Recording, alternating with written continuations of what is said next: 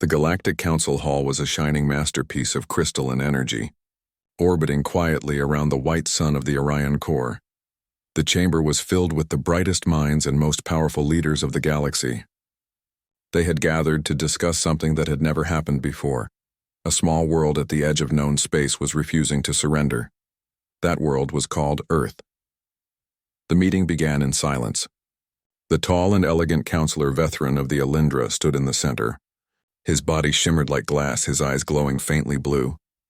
Around him floated the representatives of 10 other great species, the Zeroth, the Thalkon, the Kalari, and others, each from civilizations thousands of years older than humanity.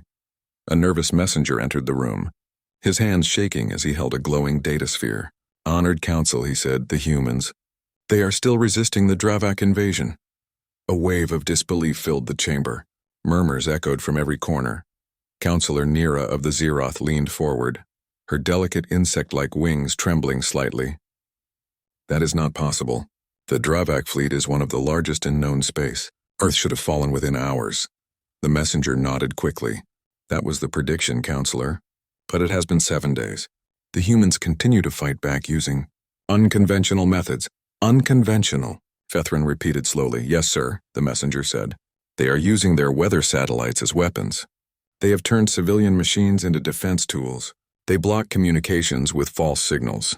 Their scientists and soldiers work side by side. Every time the Dravak adapt, the humans change their strategy again." The chamber went silent again. Counselor Tal of the Thalkon finally spoke, his voice calm but uncertain. "So, they are improvising?" The messenger gave a small nod. "Yes, sir, constantly. They call it thinking on the fly." The phrase sounded strange to most of the council members. To them, war was something studied and measured, full of rules and codes. But humans didn't seem to follow any pattern. They changed plans within minutes. They used creativity instead of strength, ideas instead of technology, and somehow, it was working. Far below the stars, on the blue planet itself, General Laura Kensington stood on the roof of an emergency command post in Geneva. The air was filled with the hum of energy shields and the glow of makeshift power lines. Around her, soldiers, scientists, and volunteers worked together, tired, dirty, but still determined. "Report," she said, touching her communication headset. A voice replied, "This is Control East. We've rerouted the power grid to protect the medical zones. Civilian drones are carrying supplies. The local defense teams have connected to the global network." "Good," Laura said. "Keep everyone focused." She turned to her chief engineer, a young man named Ravi. "How long until we link the orbital satellites into one defense grid?" "About 2 hours, ma'am," he said.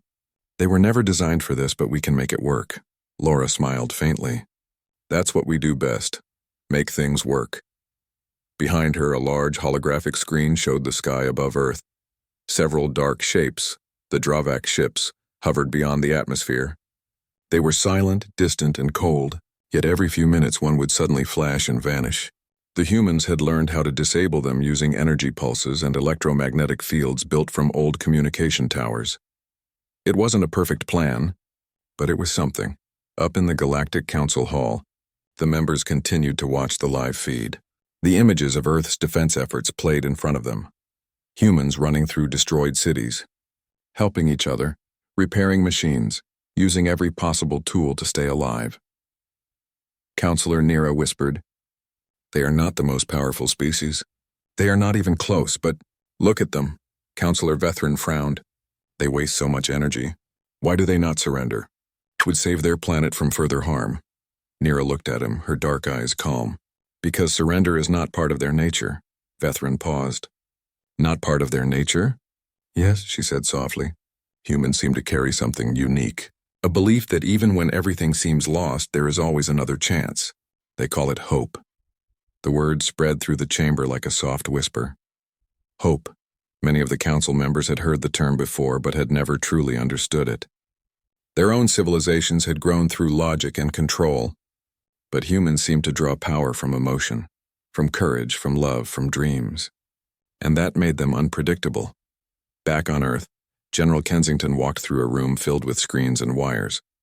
Dozens of people worked around her, analyzing data, building systems, and sending messages across the globe. One young scientist spoke up. "Ma'am, the Dravak are trying to jam our communication again." "Then use the old radio towers," Laura said. "The ones from the early 21st century." The scientist blinked. "Those are ancient." "They still work," Laura said with a smile. "Sometimes old ideas are the best ones." Within minutes, the old towers began to broadcast strong radio signals. The interference stopped. The entire planet's defense network came back online. Everyone cheered quietly. Laura raised her hand. "Stay focused. We're not done yet."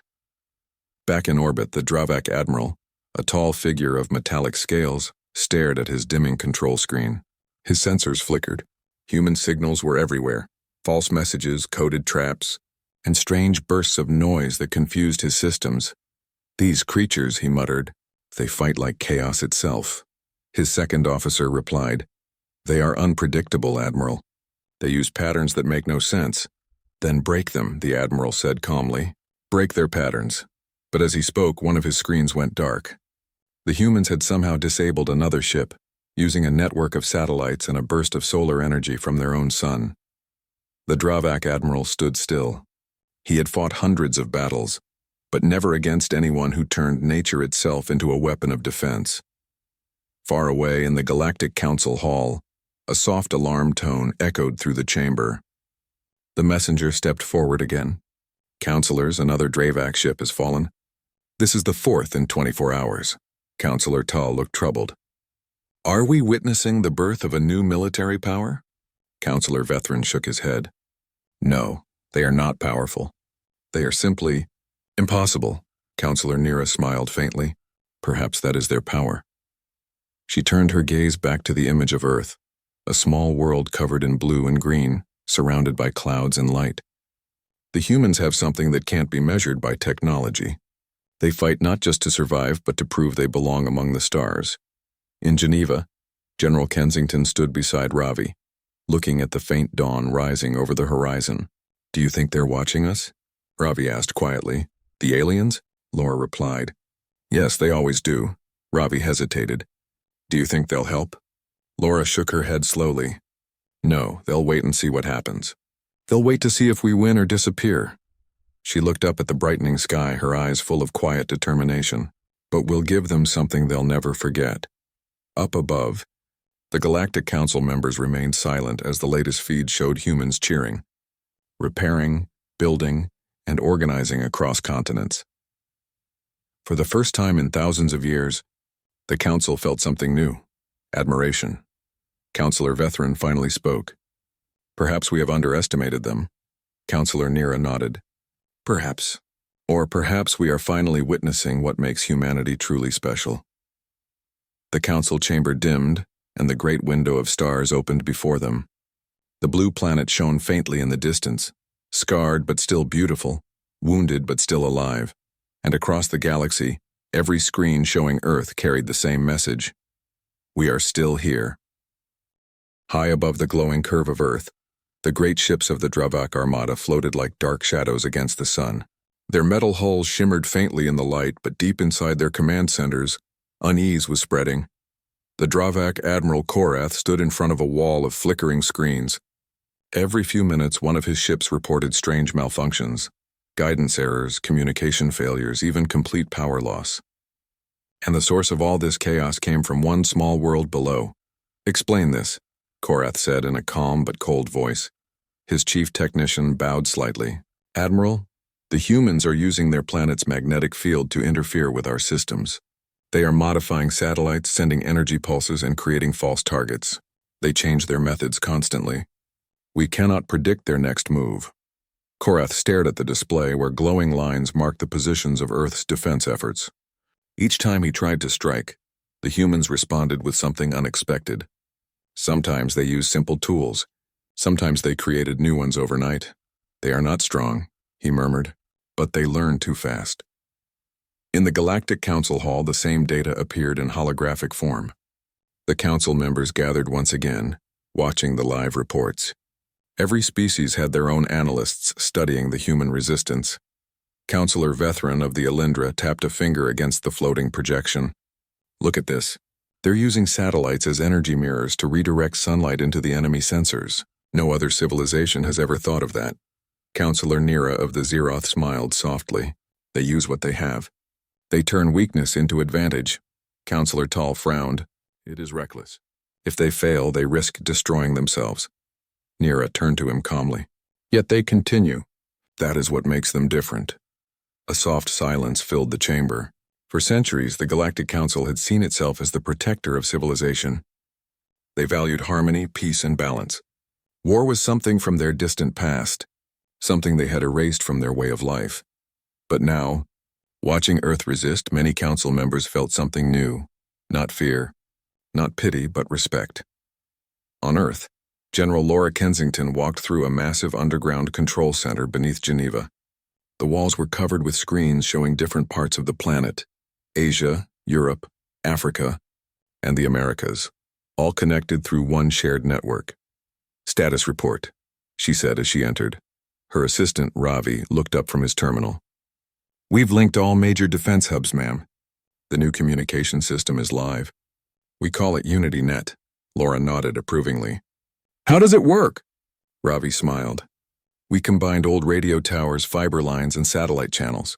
It's not perfect, but it allows every region to send data instantly. Engineers in Tokyo can now help teams in Nairobi.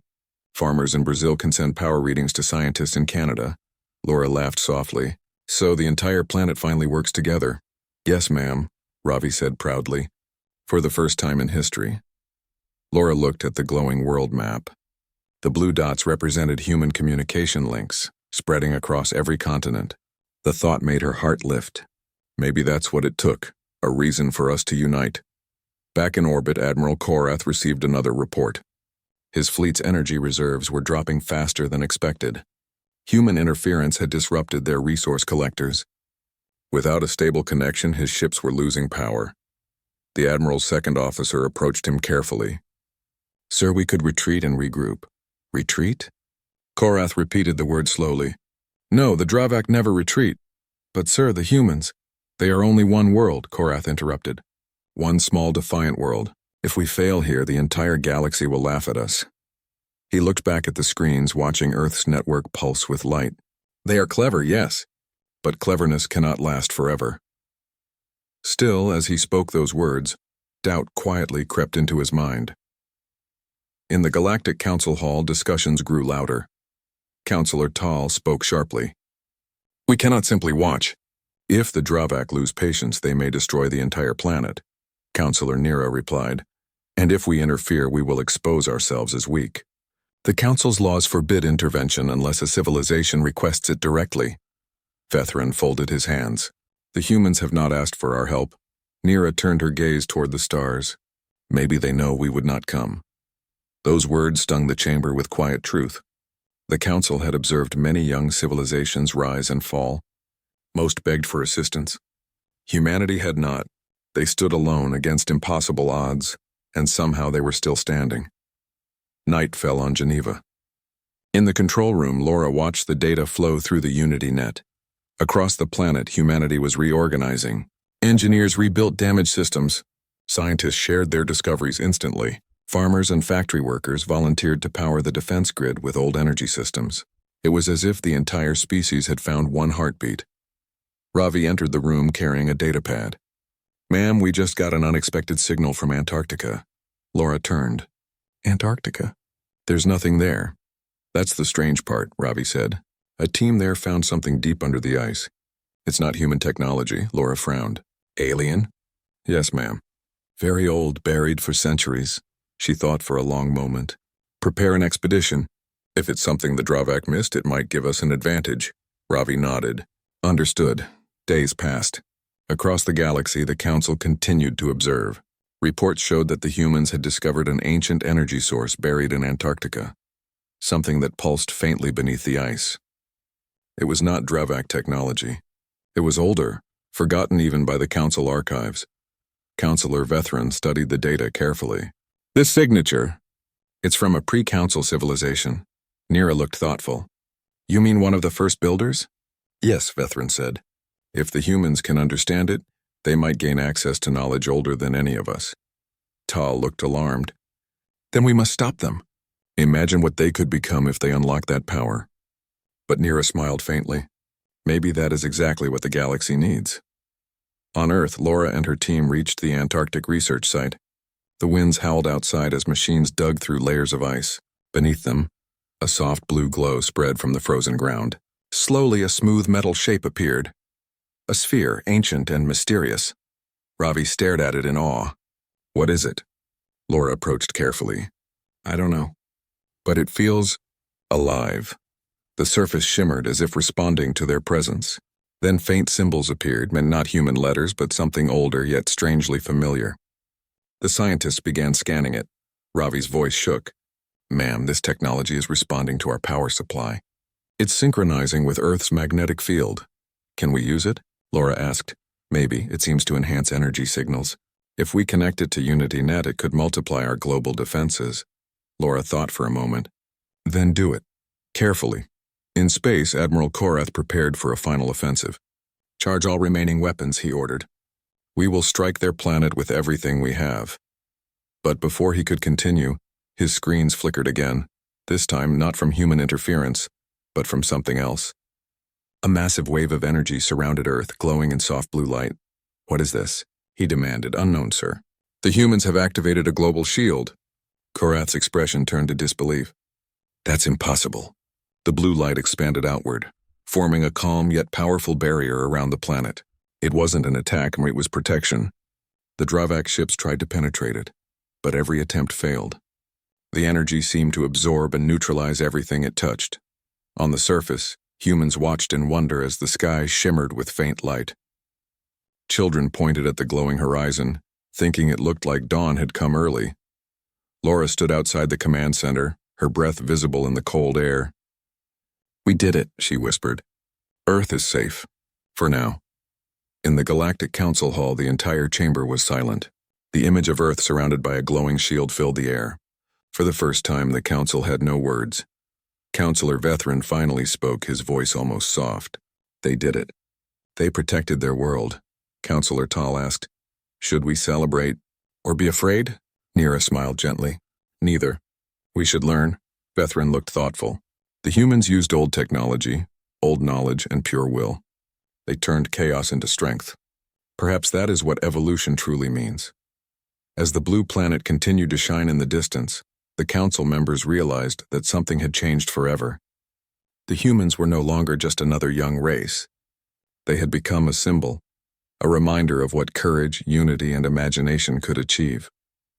On Earth, General Kensington watched the peaceful glow in the sky. Ravi stood beside her, his eyes bright. Do you think they'll come again? He asked quietly. Laura smiled. Maybe. But next time we won't just defend. We'll be ready to reach the stars. Above them, the shield shimmered like a second sunrise, a silent promise to the galaxy that Earth was far from done. The snowstorm outside the Antarctic research base howled across the frozen plains, but inside, warmth and excitement filled the air. For the first time in history, Earth had done the impossible. The strange blue sphere they had discovered under the ice was now connected to the global Unity net, and it had created a shield strong enough to protect the whole planet. General Laura Kensington stood beside the glowing device, watching as soft lines of light moved across its surface. Engineers and scientists worked around her, studying the data flowing from it. Ravi, her trusted engineer, smiled as he checked his console. The readings are stable, ma'am. The energy field is holding perfectly. The shield has not weakened even by a fraction. Laura nodded, her voice calm. Keep monitoring it. We still don't know what this thing really is. Ravi tapped the screen. Whatever it is, it's not like any technology we know. The patterns inside it are not digital, they're organic. It's as if the sphere is alive, but in a different way than us. Laura looked at the pulsing lights again. Alive technology, she murmured. That's a new one. Across the galaxy in the great Galactic Council Hall, the counselors gathered again. A large image of Earth floated in the air, the planet surrounded by its soft blue shield. Counselor Vethran of the Alindra spoke first. We have confirmed that the energy protecting Earth is from a pre-council civilization, the Builders. This discovery could change everything we know. Counselor Nira of the Zeroth folded her thin hands. The Builders disappeared millions of years ago. Their creations were lost. If the humans truly found one of their relics, we must understand how. Counselor Tull of the Thalcon frowned. Understand? We must contain it. If a young species gains builder technology, they could become a threat to the balance of the galaxy. Nira turned her gaze toward him. A threat? Or perhaps a reminder of what the galaxy has forgotten, the power of curiosity. The chamber murmured in disagreement. For the first time in centuries, the council was divided. Half believed humanity should be left alone. The others feared that Earth's new discovery would make them unpredictable and too powerful. Bethran finally raised his voice. We will observe, not interfere. If we act too soon, we risk breaking our own laws of neutrality. And so the council watched. Back on Earth, the Antarctic base had become the most important place on the planet. Scientists from every country worked side by side. For the first time, there were no borders, no rivals. Only one goal was to understand the ancient sphere. Dr. Liang from China, Professor Mina from India, and Dr. Alvarez from Argentina stood around a large display table. They shared notes, equations, and ideas faster than any translation system could follow. Ravi joined them, holding a tablet filled with energy readings. The sphere seems to be connected to Earth's magnetic poles, he explained. It draws energy from the planet but gives back twice as much. Professor Mina smiled. So it's not a weapon. It's a balance device. Balance? Ravi asked. Yes, she replied. It doesn't fight against energy, and it redirects it. That's why the shield doesn't harm anything. It simply protects. Laura listened quietly. Then whoever built this wasn't making tools for war, she said. They built something to preserve life. That thought filled the room with silence, a kind of calm respect for the unknown hands that had left this gift buried under the ice. In orbit, the Dravak Admiral Korath watched the same blue glow from his command ship. His fleets floated beyond the reach of the shield, powerless to approach. The humans had turned their world into a fortress. Korath's second officer approached him carefully. Admiral, our energy is nearly exhausted. The interference from the human planet has disrupted our systems. We can no longer sustain our orbit for long. Korath looked out the window, his reflection shimmering in the glass. It seems this battle is over. But we will not forget what we have learned. The officer hesitated. Do you plan to withdraw? Korath nodded slowly. For now. The humans have earned their survival, but if they have found builder technology, then they have also drawn the eyes of the entire galaxy. Far away, inside the Council's observation chamber, the same realization spread among the leaders. Every signal, every fragment of information from Earth was being studied. Counselor Vethran turned to Nira. If the builders left their technology there, perhaps it was not by chance. Maybe they wanted a species like humans to find it. Nira tilted her head slightly. You mean a species that still dreams? Yes, Vethran said. A species that still questions, still creates, still hopes. The older civilizations of the galaxy have forgotten how to do that. Nira smiled faintly. Then perhaps the builders left Earth as a test, to see if someone would rise again with that spark. The thought left the council silent. Even the most logical members could not deny the strange, poetic idea that perhaps the universe had chosen Earth for a reason. On Earth, weeks passed. The blue shield continued to protect the planet, and life began to rebuild. Cities turned their energy grids toward research and repair. People around the world worked together like never before. Children in schools learned about the Unity Net, and how every part of Earth was now connected. Farmers in distant fields sent their crops to feed cities that had once been their rivals. Even the oceans glowed faintly from the energy balance created by the sphere. But for Laura Kensington, the work was far from over. She spent her days at the research base, studying the sphere's patterns. Every day new symbols appeared on its surface, lines and shapes that no one could translate. Ravi brought her a cup of tea. You've been standing there for hours, ma'am? She smiled tiredly. I feel like it's trying to tell us something. Ravi looked at the symbols. Do you think it's communicating? Maybe, Laura said softly. Or maybe it's waiting, testing us. That night, when the others had gone to rest, Laura remained alone in the chamber. The lights from the sphere reflected on her face. Suddenly, the patterns began to shift faster, forming a soft spiral that glowed brighter and brighter. The computers beeped rapidly. Unknown signal detected, one screen displayed. Laura stepped closer. What are you? she whispered. The spiral expanded into the air, forming a holographic image. Not words, but pictures. Mountains, oceans, stars, and shapes of other worlds appeared before her eyes. Then, for a brief moment, she saw a symbol that looked like Earth, connected to dozens of other dots across the stars. Her breath caught. "It's a map," she whispered. A map of the Builder's network. When the light faded, the sphere returned to normal as if nothing had happened. But Laura's mind was racing. The device had not only protected Earth, it had just given them a path to the stars. The next morning, she shared her discovery with the Global Council of Scientists. Ravi projected the map for all to see. If this is correct, the Builders had outposts on multiple planets, maybe even entire colonies, and this device can show us how to reach them. Excitement filled the room. Dr. Liang said, "We could use this to travel beyond the solar system." Professor Mina added, "If we learn how to activate it safely, humanity could finally join the galactic community, not as survivors but as explorers." Laura nodded. "We need to be careful. The last thing we want is to repeat old mistakes, but this could be our future." Back in the Galactic Council, the news caused an uproar. The word map echoed across the chamber. Councillor Tal said sharply, "If they activate that network, they could awaken other Builder relics. We must intervene before they unlock something dangerous."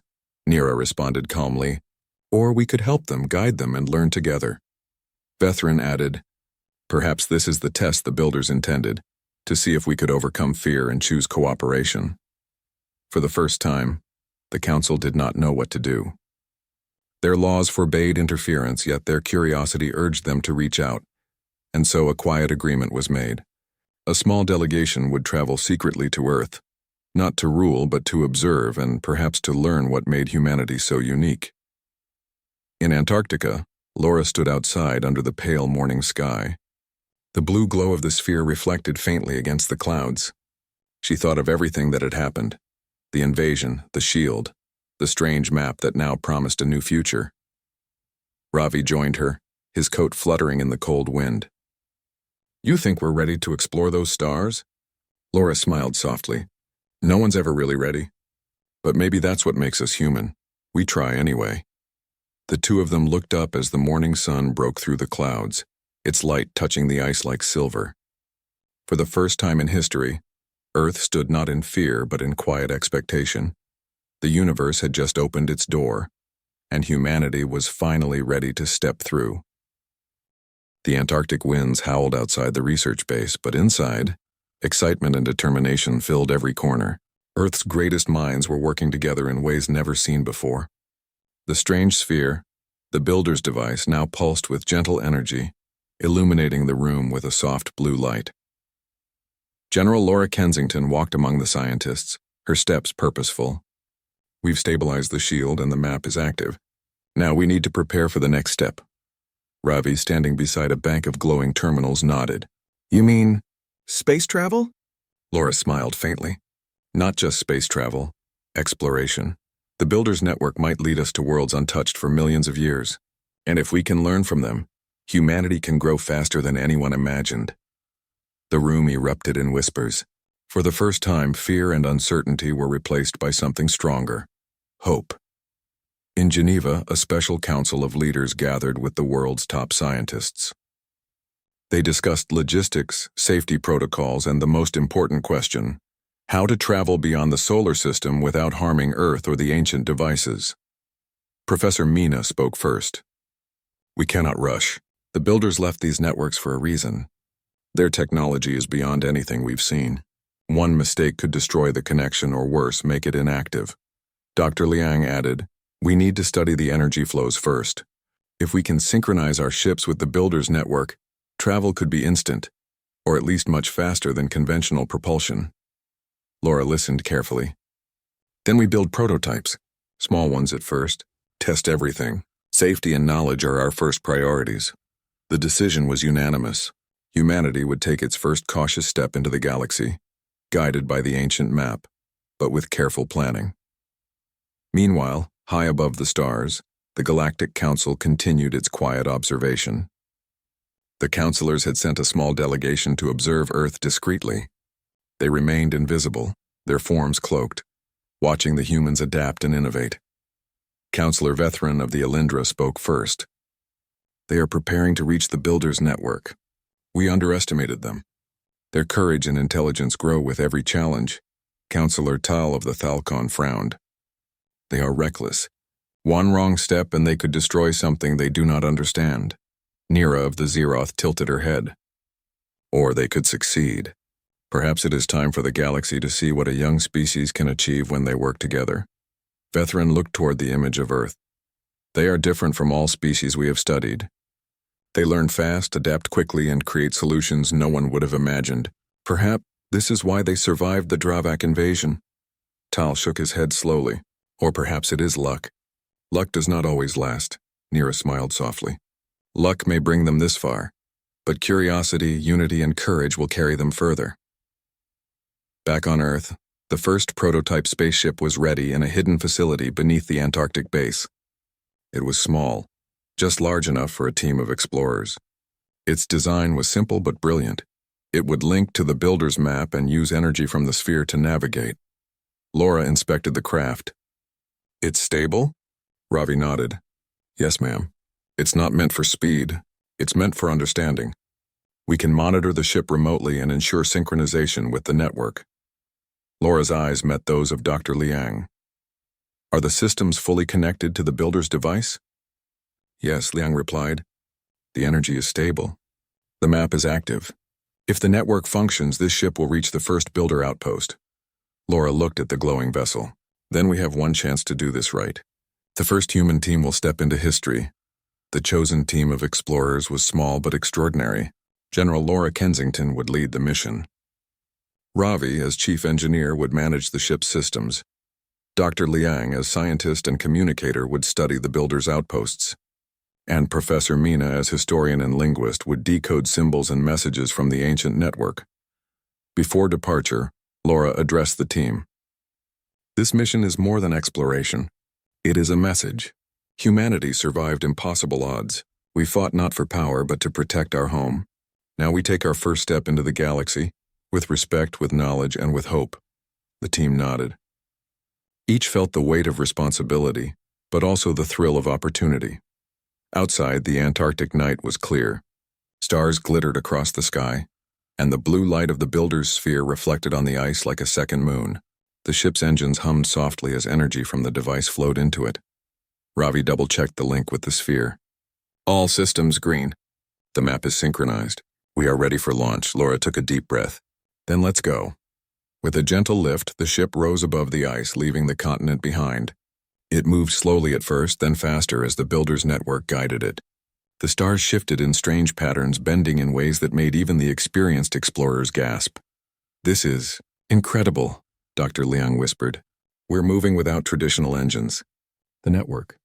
It's guiding us, Professor Mina pointed at the display. And look, another dot on the map.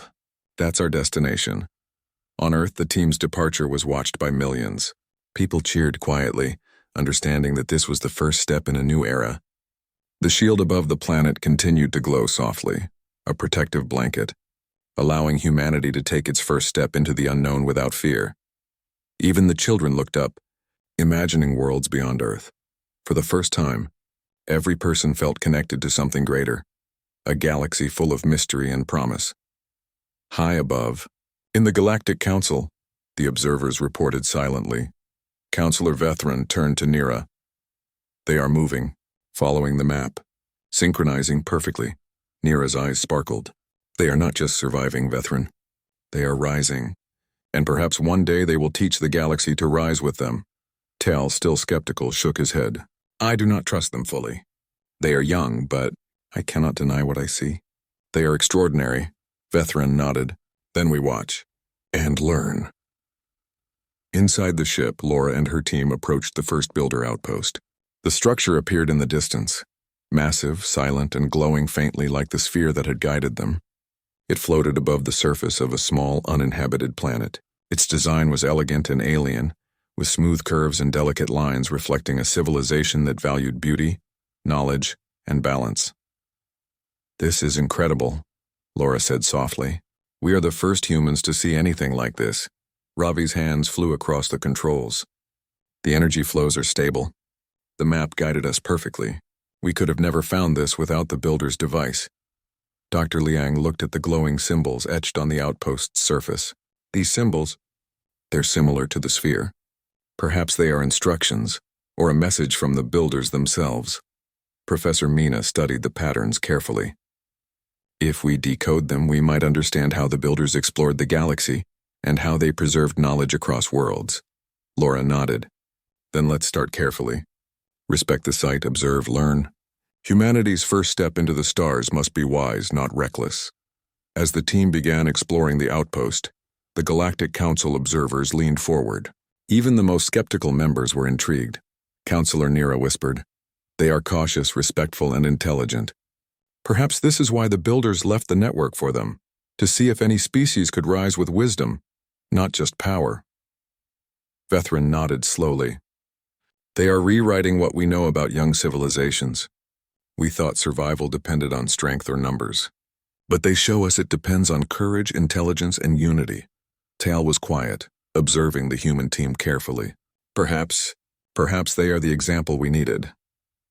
Back on Earth, the world celebrated the explorers' success. Families watched the live feed, marveling at the human team's courage and ingenuity. Scientists shared data openly. Engineers designed new tools inspired by the builders' technology.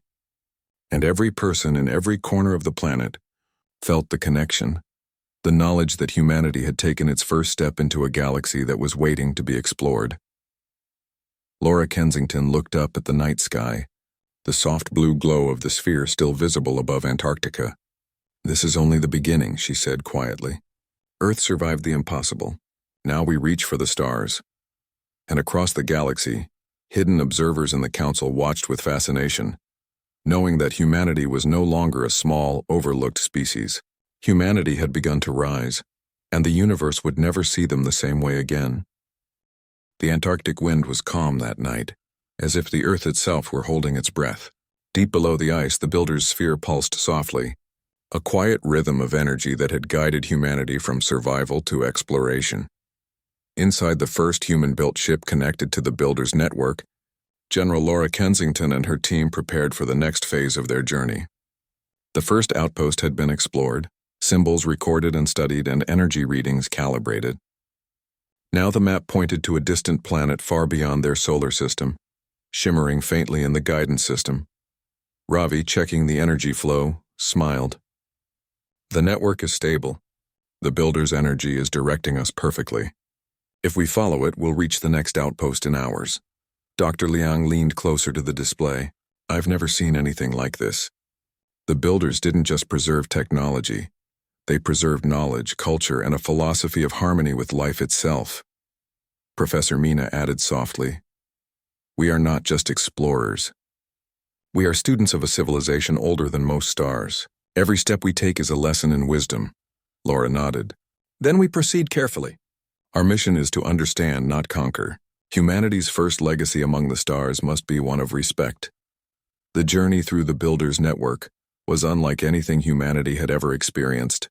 The ship did not travel in the traditional sense. There were no engines roaring, no fuel burning. Instead, the vessel seemed to glide through invisible currents of energy, guided by the network itself. Stars stretched and shifted in strange, mesmerizing patterns, and time felt different, as if the universe itself had slowed to watch their passage. "This is magical," Ravi whispered, eyes wide. "We're moving faster than light, yet it feels peaceful." "There's no danger, only guidance," Dr. Liang smiled. "It is the builder's way, and to move with the universe, not against it." Even Laura felt a quiet awe. The once small, fragile humans from Earth were now gliding through a galaxy older and more mysterious than anyone had imagined. And all of it was possible because humanity had survived, adapted, and worked together. Meanwhile, back on Earth, the world watched the live feed from the first ship with fascination. The builder's device remained active, its energy continuing to protect the planet. Children pointed at the sky, imagining distant worlds. Scientists and engineers marveled at the vessel's design and the possibilities it unlocked.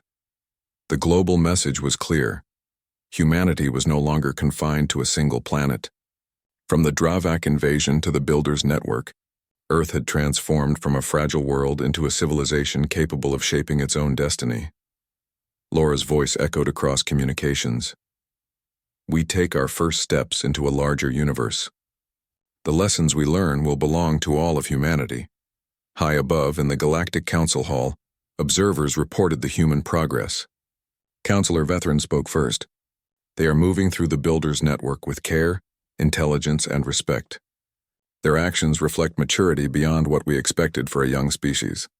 Counselor Tall, still cautious, admitted quietly, "They are not reckless. They are disciplined. Perhaps we misjudged them," Counselor Nira smiled. "They have proven what we suspected all along, that courage, unity, and curiosity can rival any technology. They are rising among the stars not through force but through wisdom and cooperation." The chamber remained silent, each counselor reflecting on what it meant. Humanity was no longer just an observer in the galaxy. They were a participant, a young species demonstrating that hope, intelligence, and moral courage mattered as much as strength or numbers. After hours of travel, the human team reached the second builder outpost. Unlike the first, this one was massive, floating above a serene ocean-covered planet. Its design was elegant, almost organic, with flowing lines and glowing symbols etched into its surface. Ravi gasped. "This is bigger than I imagined. And the energy, it's warm, like the planet itself is alive." Professor Mina studied the symbols. These inscriptions are not just technological instructions. They are lessons in science, harmony, and the connection between civilizations. The builders were teaching, guiding those who would find them. Dr. Liang nodded. "It's like a library across the stars, but alive, connected to the energy of each world it touches." Laura stepped forward, feeling a quiet sense of purpose. "We are the first humans to reach this place. Let's explore carefully. Every discovery we make is a step toward understanding our place in the galaxy." Inside the outpost, the team activated scanning devices. The builder's energy responded, forming soft lines of light that traced paths through the structure. Symbols glowed in sequences, forming patterns that the human computers recorded. Professor Mina gasped softly. "It's a language, but also mathematics, philosophy, and history." The builders combined knowledge with understanding of life itself. "Every symbol teaches more than a fact, and it teaches perspective," Ravi added, "and it seems to connect to Earth's device. We can send data back instantly through the network.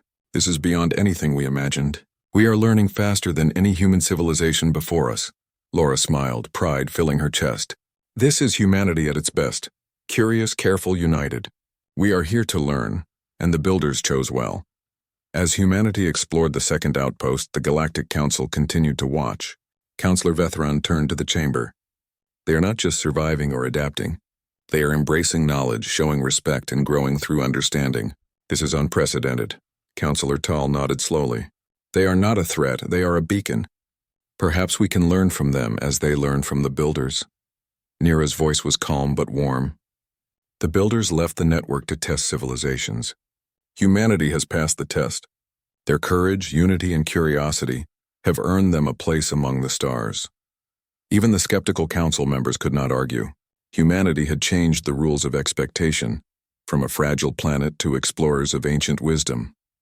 Back on Earth, the celebrations were quiet but meaningful. Humanity had faced the Drawback invasion, rebuilt their world, unlocked ancient technology, and sent their first explorers to distant planets. Children watched the night sky, imagining their own futures. Scientists worked on adapting the builders' knowledge for energy, medicine, and communication. Engineers built safer and faster ships, guided by the lessons from the outposts. Everywhere, the message was clear. Humanity could rise beyond its home planet, guided by intelligence, courage, and unity. On the distant outpost, the human team discovered the final chamber, a vast library of energy and light. Symbols floated in the air, forming not words but ideas. The builders had left not just tools but philosophy, how to survive, explore, and connect with the universe while preserving life and knowledge. Laura stepped forward, awe in her eyes. They wanted civilizations to grow responsibly, to learn from each other, and to respect life itself. Professor Mina added, "And we are the first to reach this wisdom. It is a responsibility, not just an opportunity." Ravi whispered, We have been given a gift, the chance to rise among the stars, not as conquerors but as students and guardians. Dr. Liang smiled. And our mission begins here. The Builder's knowledge is alive, and humanity is ready to honor it. As the explorers transmitted data back to Earth, the planet's population listened in wonder. For the first time, humanity felt truly connected to the universe. Earth was no longer alone or small. Its people were capable of greatness, guided by curiosity, respect, and determination. Laura looked out at the stars, thinking of all the challenges humanity had faced: the Dravak invasion, the struggles to survive, and the discovery of the Builder's sphere. Every obstacle had strengthened them. Every choice had proven that courage and unity mattered more than fear or conflict. "This is only the beginning," she said softly. "The Builders left this network for a reason. Humanity has survived, learned, and grown. Now we must rise to the responsibility of what we have found." In the Galactic Council, the observation reports concluded. Councillor Vethran spoke with quiet respect. "They have earned it. Humanity has proven that even a small young species can achieve greatness through courage, intelligence, and unity." Councillor Tal finally admitted, "They are no longer a species to be overlooked. Perhaps they are an example for the galaxy, a reminder that hope and curiosity matter as much as strength." Neera smiled. "The Builders Network has found its rightful guardians. Humanity has passed the test and shown the universe what it can be." And in that moment, the Galactic Council understood something they had never realized. A small blue planet, scarred but resilient, had given the galaxy a new light, one that would shine for generations to come. Back on Earth, Laura Kensington and her team prepared for the next outpost. Humanity had survived the impossible, protected their home, unlocked the wisdom of an ancient civilization, and reached the stars. The Builder's sphere pulsed softly, a reminder that knowledge and life are always connected, and that courage, unity, and hope can transform even the smallest species into a force that touches the universe. Humanity had risen, not through power or fear, but through wisdom, determination, and the will to learn. And across the stars, Earth was no longer just a planet. It was a symbol of resilience, hope, and the endless possibilities of the human spirit. The journey had only begun.